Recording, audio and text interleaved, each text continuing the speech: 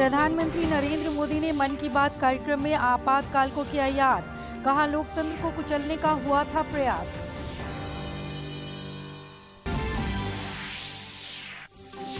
खूंटी जिले में सबसे बड़े जनजातीय स्वास्थ्य अभियान की हुई शुरुआत। राज्यपाल ने कहा, ऐसे कार्यक्रमों से आदिवासी समुदाय के बीच आएगी जागरूकता।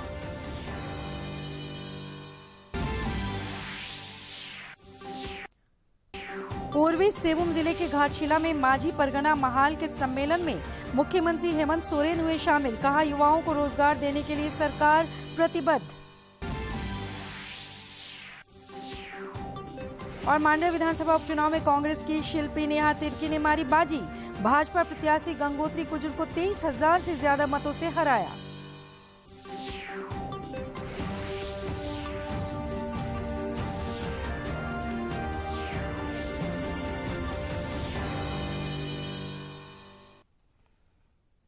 नमस्कार, खबरें झारखंड में आपका स्वागत है। समाचारों के साथ मैं हूं सरोज झा और अब समाचार विस्तार से।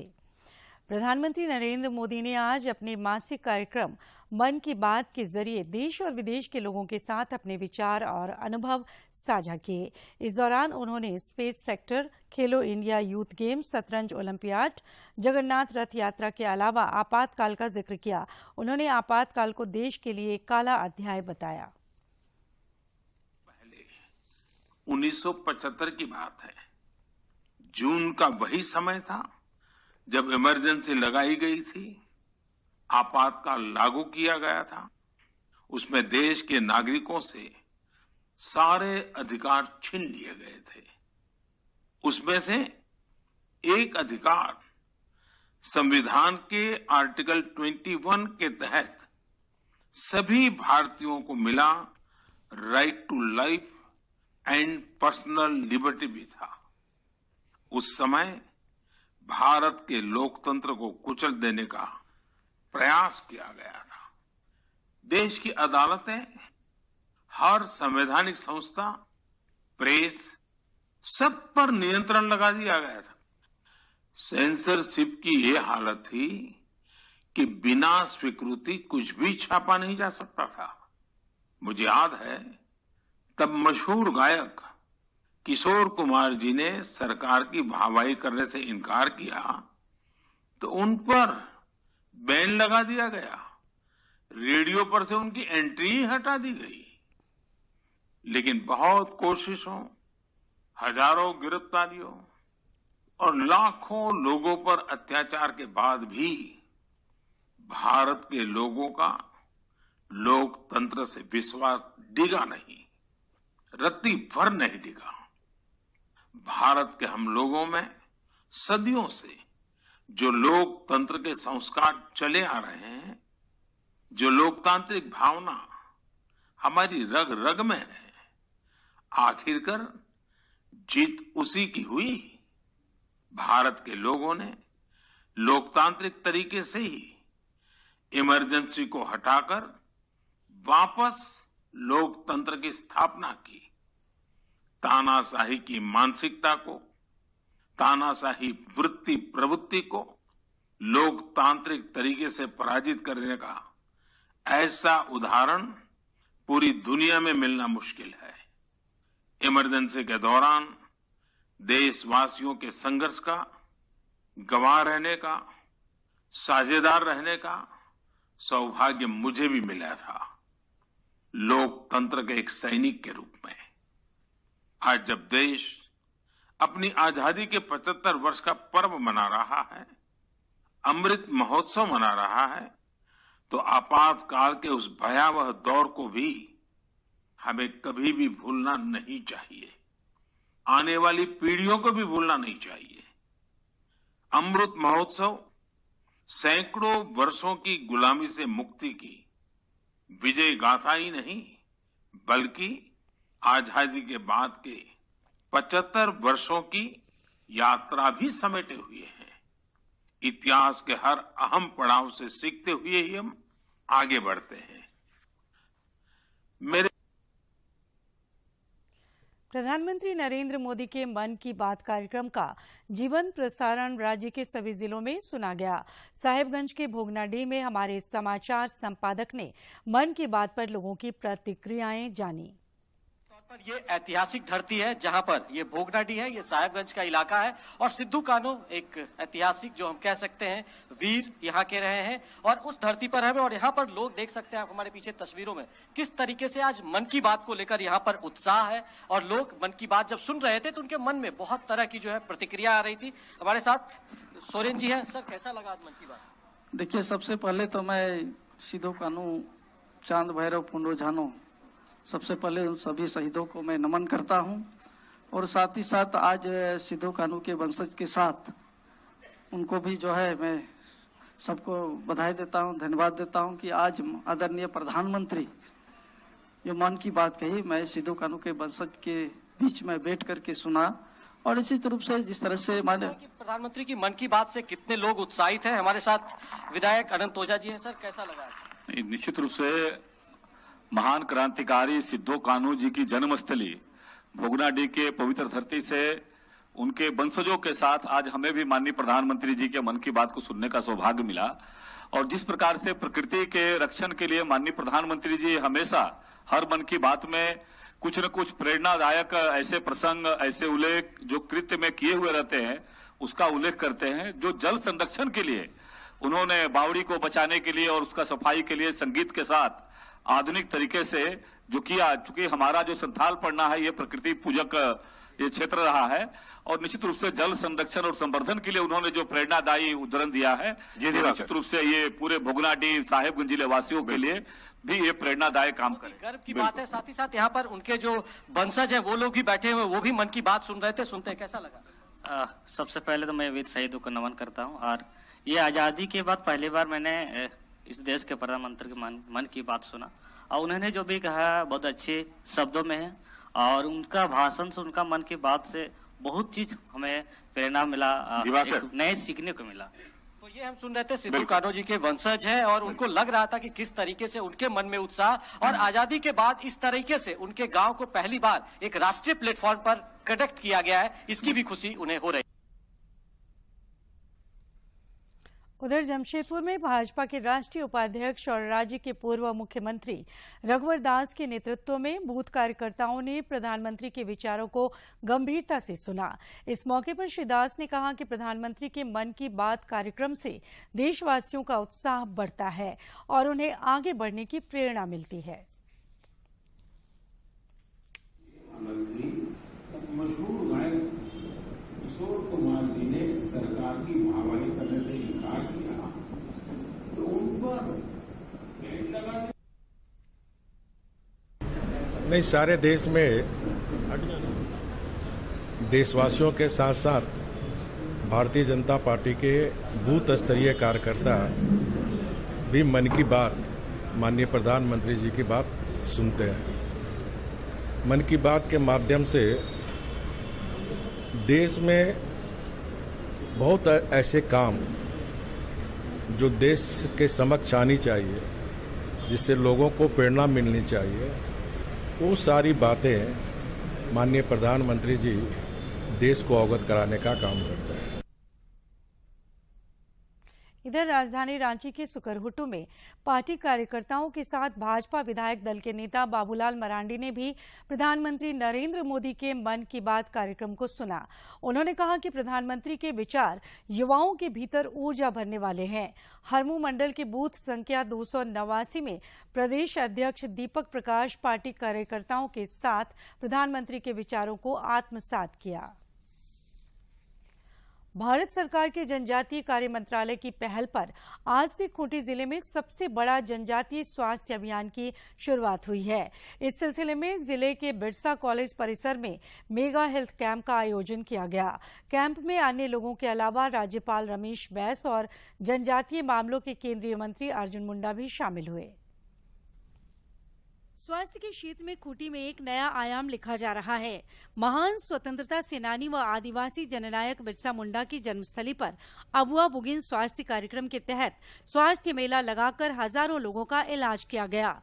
जनजातीय कार्य मंत्रालय, स्वास्थ्य मंत्रालय, आयुष मंत्रालय और झारखंड सरकार के साझा प्रयास से आयोजित इस कार्यक्रम में दिल्ली और मुंबई जैसे महानगरों से आए सुपर स्पेशलिस्ट डॉक्टरों ने जनजातीय ग्रामीणों का स्वास्थ्य परीक्षण किया।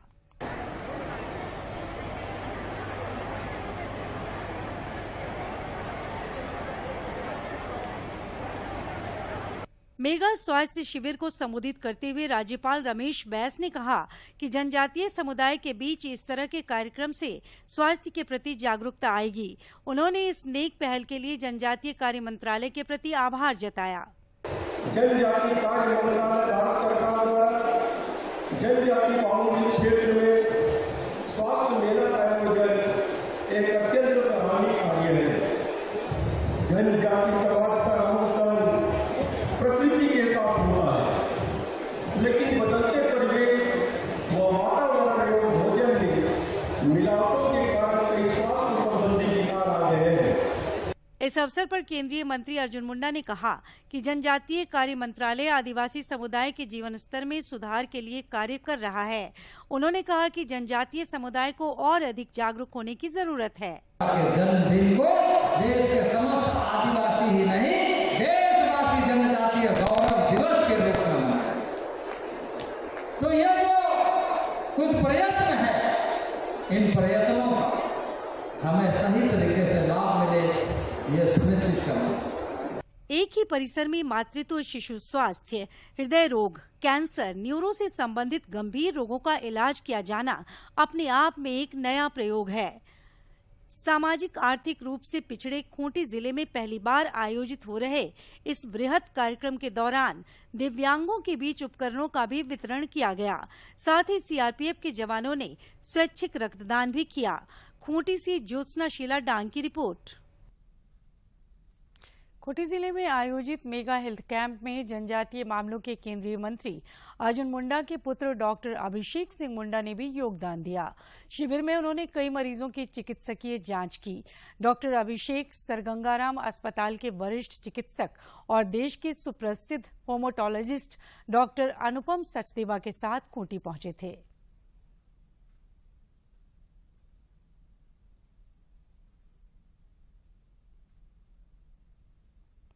झारखंड समेत देश भर में पिछले कुछ दिनों से कोरोना संक्रमण का दायरा फिर से बढ़ता जा रहा है। पिछले 24 घंटे के दौरान कोविड के 11,739 नए संक्रमितों की पहचान की गई, जबकि इस दौरान 10,917 संक्रमित स्वस्थ भी हुए हैं। केंद्रीय स्वास्थ्य मंत्रालय के अनुसार देश में कोविड के 92,576 मामले सक्रिय हैं।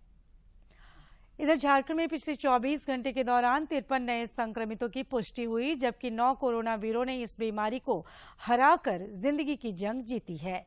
राज्य में फिलहाल कोरोना के 220 सक्रिय मामले शेष हैं, जबकि रिकवरी रेट 98.72% है।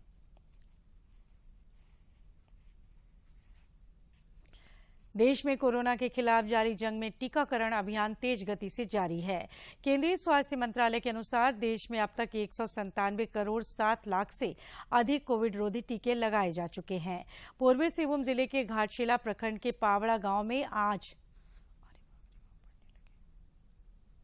पूर्वी सिंहभूम जिले के घाटशिला प्रखंड के पावड़ा गांव में आज 2 दिवसीय माझी परगना महाल सम्मेलन का समापन हो गया। समापन समारोह में मुख्यमंत्री हेमंत सोरेन और स्वास्थ्य मंत्री बन्ना गुप्ता के अलावा कई गणमान्य लोग शामिल हुए। कार्यक्रम को संबोधित करते हुए मुख्यमंत्री ने कहा कि राज्य सरकार जनजातीय समुदाय के विकास के लिए प्रतिबद्ध है। उन्होंने कहा कि युवाओं को रोजगार से जोड़ने के लिए सरकार अपनी गारंटी पर सस्ता ऋण उपलब्ध कराने की दिशा में काम कर रही है।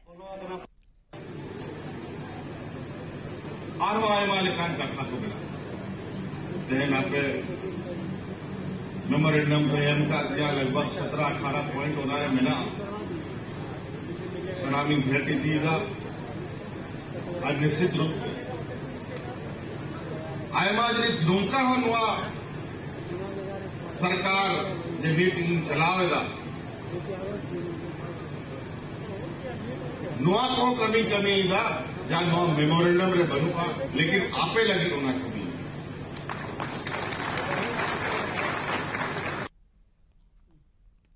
इससे पहले घाटशिला पहुंचने पर जिला प्रशासन की ओर से मुख्यमंत्री हेमंत सोरेन का स्वागत किया गया।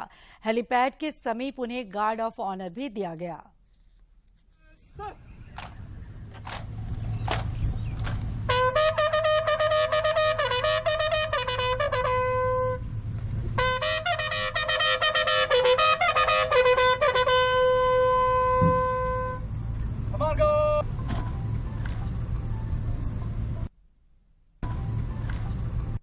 संताल हूल की 167वीं वर्षगांठ के उपलक्ष्य में आज उपराजधानी दुमका से हूल नायक सिद्धू कान्हू के जन्म स्थान भोगनाडीह के लिए पदयात्रा की शुरुआत की गई। गोटा भारत हूल बैसी नामक संस्था के नेतृत्व में इस पदयात्रा से पहले एक समारोह का आयोजन किया गया। माध्यम से हम अपने कमी को भी लोगों को दर्शाएंगे और उपलब्धि को भी लोगों को दर्शाएंगे।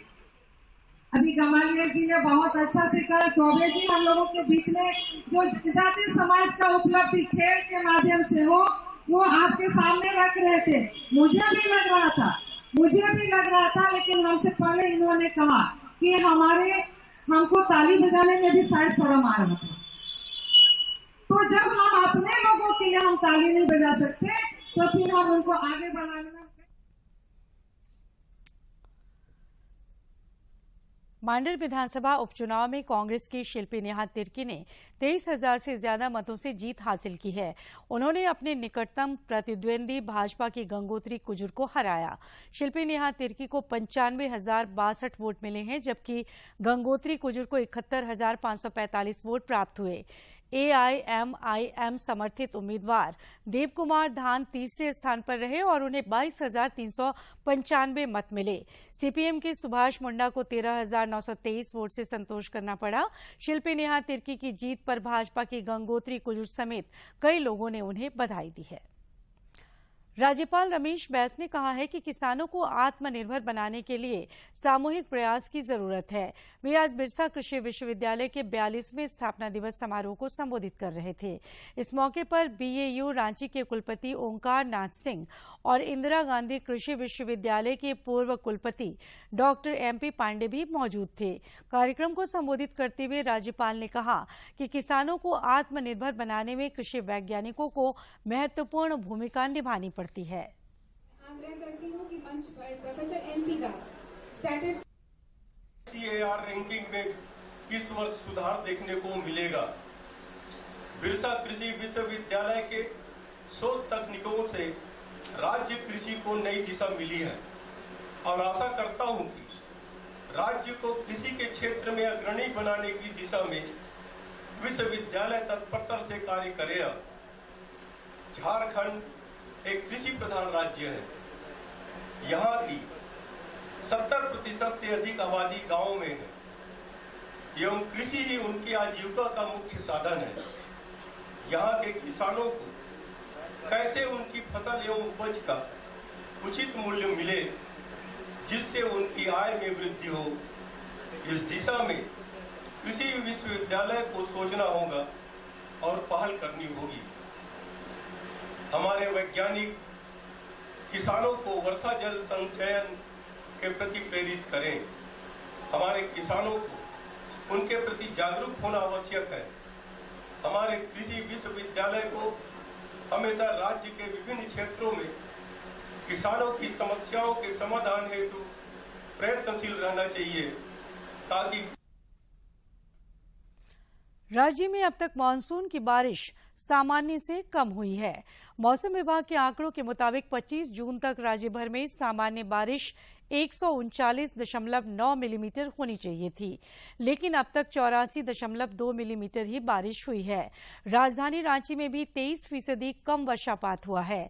मौसम विशेषज्ञों का मानना है कि आगे चलकर मानसून की अच्छी बारिश होगी और कमी दूर हो जाएगी। पाकुड़ जिले में विधिक सेवा प्राधिकार की ओर से आज विधिक सेवाएं सह सशक्तिकरण शिविर का आयोजन किया गया।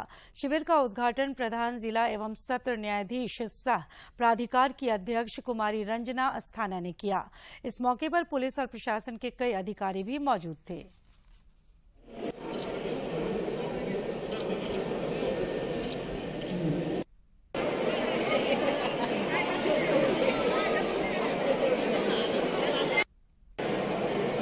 माननीय नालसा के निर्देशानुसार नालसा के तत्वाधान और डीएलएसए के द्वारा ये ऑर्गेनाइज किया जाता है, जिसमें हम केवल कानून की जानकारियाँ ही नहीं बल्कि उन जानकारियों के माध्यम से जो लाभुकों को प्राप्त होने वाली सरकारी सुविधाएं होती हैं उनको किस तरह से प्राप्त करना है और उनका क्या उपयोग वो कर सकते हैं, अच्छे से अच्छा उपयोग, और कोई भी वंचित नहीं रह जाए, जो भी पात्र है उसका कोई भी वंचित नहीं रह जाए, इसका पूरा ध्यान रखते हुए इस तरह के कार्यक्रम को चलाते हैं।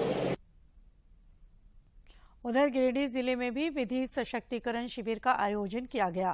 जिला सिविल जज अनामिका कश्यप ने शिविर का उद्घाटन किया। शिविर के माध्यम से सरकार की योजनाओं के बारे में ग्रामीणों को जानकारी दी गई।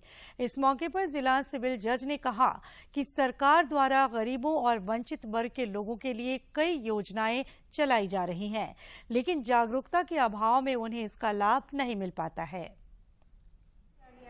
जिसमें कि सरकार के द्वारा बहुत सारी स्कीम्स है जिनके अंडर लोगों को बेनिफिट्स दिया गया है, जिसमें कि बहुत सारी डिस्ट्रीब्यूशंस हुई हैं, जैसे कि JSLPS के अंडर 3 चेक्स दिए गए हैं अलग अलग डिपार्टमेंट में, जिसमें अराउंड 2.5 करोड़ का अमाउंट डिस्ट्रीब्यूट हुआ है। उधर सिमडेगा जिले में भी विधि जागरूकता सह सशक्तिकरण शिविर का आयोजन हुआ। प्रधान जिला एवं सत्र न्यायाधीश मोहम्मद रिजवान अहमद ने इसका उद्घाटन किया। मौके पर जिले के उपायुक्त आर रोनिटा, पुलिस अधीक्षक सौरभ कुमार समेत कई न्यायिक और प्रशासनिक पदाधिकारी मौजूद थे।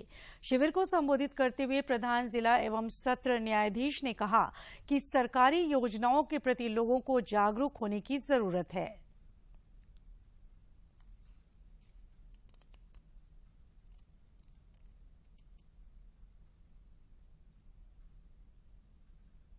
सिमडेगा जिले के एस्ट्रो टर्फ हॉकी स्टेडियम में आज हॉकी खिलाड़ियों का फाइनल ट्रायल लिया गया। ट्रायल प्रतियोगिता में 30 खिलाड़ियों का अंतिम रूप से चयन किया गया है। इन खिलाड़ियों को हॉकी सिमडेगा द्वारा जिला मुख्यालय में रखकर साल भर हॉकी की ट्रेनिंग दी जाएगी।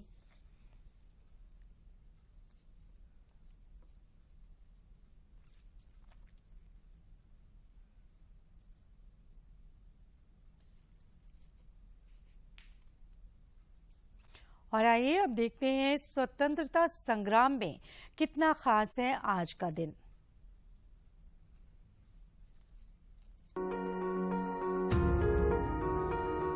आजादी का सफर की आज की कड़ी में हम महान समाज सुधारक और स्वतंत्रता सेनानी सहजानंद सरस्वती को श्रद्धांजलि अर्पित कर रहे हैं। उनका निधन 26 जून 1950 को हुआ था। किसानों के हितों के लिए संघर्षरत सहजानंद एक प्रतिभाशाली बुद्धिजीवी, सशक्त लेखक और समर्पित क्रांतिकारी थे। सहजानंद सरस्वती का जन्म 22 फरवरी 1889 को उत्तर प्रदेश के गाजीपुर में हुआ था। पहले उनका नाम था नवरंग राय। उन्होंने 1929 में बिहार प्रांतीय किसान सभा के गठन के साथ बिहार में किसान सभा आंदोलन की शुरुआत की। इस सभा ने किसानों को जमींदारों द्वारा उनके अधिकारों के अधिग्रहण के खिलाफ संगठित किया। अप्रैल 1936 में इंडियन नेशनल कांग्रेस के लखनऊ अधिवेशन में अखिल भारतीय किसान सभा का गठन किया गया। सहजानंद सरस्वती को इस सभा का पहला अध्यक्ष बनाया गया। NG रंगा और EMS नंबूदरीपाद जैसे प्रमुख नेता इस सभा के सदस्य बनाए गए। अगस्त 1936 में किसान घोषणा पत्र जारी किया गया और जमींदारी प्रथा समाप्त करने और ग्रामीण ऋण रद्द किए जाने की मांग की गई। सहजानंद सरस्वती ने 1937-38 में बिहार में बाकाश्त आंदोलन शुरू किया। बाकाश्त का अर्थ था खेती के साथ यानी स्वयं की जोत। ये आंदोलन जमींदारों द्वारा बाकाश्त भूमि से जोतदारों यानी असामियों को हटाए जाने के विरोध में था। इस आंदोलन ने जोर पकड़ लिया और किसानों के अधिकारों की सुरक्षा के लिए बिहार काश्तकार अधिनियम और बाकाश्त भूमि कर पारित किया गया। सहजानंद सरस्वती ने बिहटा की डालमिया शुगर मिल में सफल संघर्ष का नेतृत्व किया। भारत छोड़ो आंदोलन के दौरान जब उन्हें गिरफ्तार कर लिया गया तो सुभाष चंद्र बोस और ऑल इंडिया फॉरवर्ड ब्लॉक ने ब्रिटिश राज द्वारा उनकी गिरफ्तारी के विरोध में 28 अप्रैल का दिन अखिल भारतीय स्वामी सहजानंद दिवस के रूप में मनाने का फैसला किया। सुभाष चंद्र बोस ने कहा, हमारे देश में स्वामी सहजानंद सरस्वती एक ऐसा नाम है जिसकी शपथ और जिसका संकल्प लिया जाना चाहिए। भारत में किसान आंदोलन के निर्विवाद नेता आज वे जन जन के आदर्श और लाखों लोगों के नायक बन गए हैं। उन्हें रामगढ़ में all India anti compromise conference का अध्यक्ष बनाया जाना निश्चित रूप से सौभाग्य की बात रही। मेरे लिए एक मित्र, एक चिंतक और मार्गदर्शक के रूप में पाना बहुत बड़ा सम्मान है। स्वामी जी के नेतृत्व का अनुसरण करते हुए बड़ी संख्या में किसान आंदोलन के अग्रणी नेता फॉरवर्ड ब्लॉक से जुड़े हैं। सहजानंद सरस्वती का निधन 26 जून 1950 को हुआ।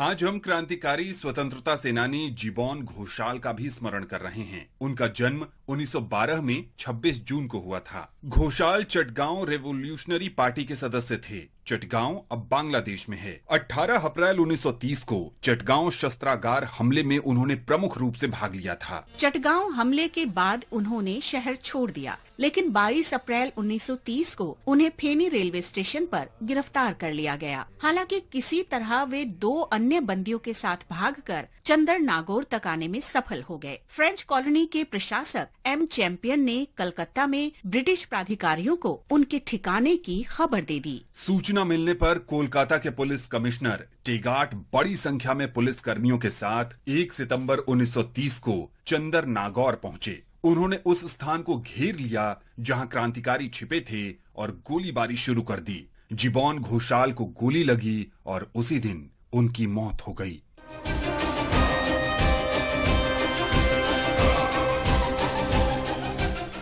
आज हम शहीद बहादुर खान को भी याद कर रहे हैं, जिन्होंने 1857 में आजादी की पहली लड़ाई में भाग लिया था। एक हमले के दौरान कंपनी के सैनिकों ने उन्हें पकड़ लिया। उन पर विद्रोह का आरोप लगाया गया।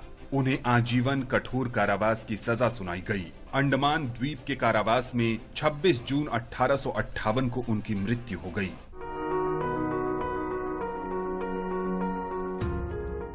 और अंत में मुख्य समाचार एक बार फिर।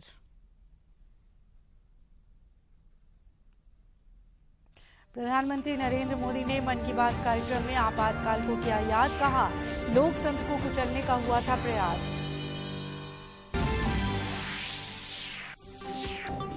खूंटी जिले में सबसे बड़े जनजातीय स्वास्थ्य अभियान की हुई शुरुआत। राज्यपाल ने कहा ऐसे कार्यक्रमों से आदिवासी समुदाय के बीच आएगी जागरूकता।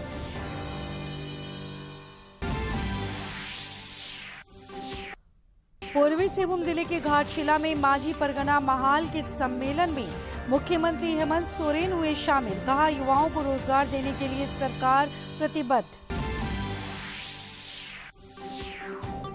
और मांडर विधानसभा उपचुनाव में कांग्रेस की शिल्पी नेहा तिर्की ने मारी बाजी, भाजपा प्रत्याशी गंगोत्री कुजुर को 23,000 से ज्यादा मतों से हराया।